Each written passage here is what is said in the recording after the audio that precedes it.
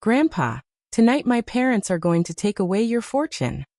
When my 7-year-old granddaughter Lily whispered those words into my ear while I was tucking her into bed, my heart didn't just skip a beat. It felt like it had been plunged into a bucket of ice. Imagine sitting in your own home, the house you built with your own sweat and blood, surrounded by the family you've supported for 4 decades, only to realize that the people you love most are currently downstairs clinking wine glasses and toasted to your financial demise. I looked into Lily's innocent, wide eyes and saw a mixture of fear and confusion that no child should ever carry. And in that moment, the warmth I felt for my only son and his wife turned into a cold, hard lump of betrayal. Was I wrong for what I'm about to tell you I did next? Or would you have burned every bridge behind you just like I did to protect what was yours? I need you to listen to this story very carefully, because I still wake up wondering if the blood in my veins is as cold as the revenge I eventually took. To understand how we got to that chilling whisper, you have to understand the life I've lived. I'm 74 years old now, and I spent 45 of those years building a logistics empire from a single, beat-up delivery van. I missed birthdays, I worked through Christmas, and I skipped vacations all so that my son, Mark, would never have to know the hunger and uncertainty that defined my own childhood. I gave him everything, the best private schools, a debt-free Ivy League education, and a vice president position at my company the second he graduated. But I suppose when you give a child everything they want, you inadvertently rob them of the hunger they need to be a decent human being.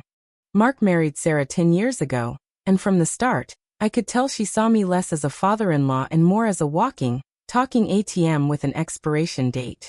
They lived in a mansion I paid for, drove cars I leased for them, and sent Lily to a school that cost more than my first house. Yet it was never enough. They didn't want the lifestyle I provided. They wanted the power that came with owning the source. Over the last few years, since my wife Martha passed away, Mark and Sarah's concern for my well-being started to take on a very sinister tone. It started with subtle comments about my memory, even though I can still recite the quarterly earnings of my company down to the cent. They'd suggest I was looking tired, or getting confused, in front of our family lawyer or business associates. I thought it was just misplaced worry, but the reality was far more calculated. They were laying the groundwork to prove I was mentally unfit to manage my own estate. My estate isn't just a few bank accounts. It's a multi-million-dollar portfolio, several properties, and the controlling interest in the company. That brings us to that fateful Friday night dinner at my estate. They had come over under the guise of a family bonding night, bringing Lily along to make it look wholesome. But the air felt heavy. Sarah kept glancing at her phone, and Mark couldn't look me in the eye while we ate the steak dinner I had my chef prepare. After dinner, while Mark and Sarah were checking on something in the study, I went upstairs to read Lily a bedtime story. That's when the world shifted on its axis. Lily is a bright girl, and she hears more than people think. She told me she overheard them in the car talking about the papers, and how once the lawyer arrives tonight with the notary, the old man won't have a choice but to sign everything over or be moved to the facility. I sat there on the edge of her bed for a long time after she fell asleep, the silence of the house feeling like a physical weight. I realized that the lawyer they were waiting for wasn't my longtime friend and counselor, Arthur. It was someone they had hired, someone willing to look the other way while they coerced a confused, old man into signing a power of attorney and a transfer of assets. They weren't just waiting for me to die. They were actively trying to bury me while I was still breathing. I remembered the nights I stayed up until 3 a.m. balancing ledgers while Mark was safely tucked in his bed, oblivious to the world. I remembered the time I worked through a severe fever just to ensure the payroll checks for my 300 employees wouldn't be a day late. Every drop of sweat I ever shed was being mocked by the 2 people I had sheltered from the rain. I felt a surge of rage, but I knew that if I stormed downstairs now, I would just be the unstable, aggressive old man they wanted the world to see. I had to be smarter. I had to be the CEO one last time. I walked into my private office, which was connected to the nursery, and sat in the dark for a moment. I began to piece together all the small clues I had ignored over the past year. The way Sarah would helpfully finish my sentences, even when I knew exactly what I was going to say. The way Mark had been quietly moving loyal, longtime managers to satellite offices and replacing them with his own cronies. They had been cannibalizing my company from the inside for months. Thinking I was too distracted by my grief for Martha to notice. They thought my heart was broken, and it was, but my brain was still as sharp as a razor. I looked at the framed photo of Martha on my desk. She always said I was too soft on Mark, that I was trying to give him the life I never had without teaching him the character required to sustain it. She was right. I spent years building a safety net for him, and all he did was use the rope to try and tie me down. I reached into the back of my bookshelf and pulled out a small, leather-bound ledger. The real records of the company's silent holdings and the legal clauses I had inserted decades ago as a failsafe. I had always hoped I would never need them. I had hoped my son would grow into a man of integrity. But as I heard the front doorbell ring downstairs, the arrival of their hired lawyer, I knew the time for hope had passed. This was war. I had to make a choice right then and there. Do I go down and beg for their mercy? Or do I show them exactly how I became the man who built an empire from nothing? Before I tell you the absolute carnage I unleashed and the secret I had been keeping in my safe that changed everything, I want you to pause right now. I want you to go to the comments and tell me honestly. If you found out your own children were plotting to declare you incompetent just to get their hands on your money, what would be your first move? Would you confront them, or would you play the game? I chose to play the game. I took a deep breath, smoothed out my shirt, and walked downstairs with a smile that felt like a mask of glass. I found them in the living room, and sure enough, a man I didn't recognize was sitting there with a briefcase. Mark looked startled. Dad, we were just talking about some paperwork for the estate, to make things easier for you. Sarah chimed in with that sickly sweet voice of hers.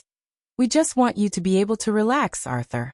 You've worked so hard, and we don't want you burdened by these big decisions anymore. I looked at the man, who introduced himself as a specialist in elder transitions. I almost laughed. I sat down, leaned back, and said, You're right, Sarah. I am tired. In fact, I was thinking about this very thing today. Show me what you have. Their eyes lit up with a greed so transparent it was sickening. They pushed the documents toward me. A full transfer of the company's voting rights, and a durable power of attorney that basically gave them control over every penny I owned. I picked up the pen, but then I stopped. I stared at the signature line for a long time, letting the tension in the room build until Sarah was practically vibrating with anticipation. I said, looking at Mark. I always told you that I built this for you. But I never told you about the clause in my original partnership agreement from 40 years ago. See, the company isn't entirely mine to give. The color drained from Mark's face. Sarah snapped. What are you talking about? You own 80%. I smiled, a real smile this time. Ido. But there's a morality and competence clause that works both ways. If the heirs are found to be acting against the best interests of the founder through coercion, the entire estate is automatically diverted to a blind charitable trust, leaving the heirs with exactly zero. And since I had my study bugged with cameras and high-fidelity audio the moment I started sensing your concern 6 months ago, I have every word of your planning in the car, and in this house recorded. I pulled out my phone and played a clip from just 20 minutes ago. Mark and Sarah laughing in the kitchen about how they were going to sell the lake house first, and put the old man in the Silver Oaks facility because it's cheap and far away. The specialist they hired immediately stood up, realizing he was part of a criminal conspiracy, and practically ran out of the door. Mark started stammering. Dad, it's not what it looks like, we were just worried. But I wasn't finished. I pulled out my own folder. I've already called Arthur, my real lawyer. He's on his way with the police and a real notary. I'm not just cutting you out of the will, Mark. I'm firing you from the company for attempted fraud. I'm evicting you from the house I own. And I'm revoking the leases on your cars. I am also calling the board of directors tonight to inform them of your attempt to embezzle company assets through this forced transfer. By tomorrow morning, you and Sarah will have exactly what I started with. Nothing. Sarah began to scream that I was a senile monster, her true colors finally exploding in a flurry of insults and rage. She actually tried to lunge at the folder in my hand, but I simply stepped back. I told them they had exactly 1 hour to pack whatever clothes they could fit into a single suitcase before the security team I hired arrived to escort them off the premises. The look of pure, unadulterated shock on Mark's face was almost enough to make me feel pity. But then I remembered Lily's terrified whisper. They were willing to sacrifice their own daughter's grandfather for a bigger swimming pool and a faster car. The fallout was spectacular and devastating. Sarah screamed, Mark wept, and they tried to blame each other, but the evidence was undeniable. In the weeks that followed, the news hit the industry like a tidal wave. I didn't send them to jail, though I could have because of Lily. I didn't want her growing up with her parents behind bars, even if they deserved it. Instead, I set up a restricted trust for my granddaughter's education and future, managed by a third party, so her parents could never touch a dime of it.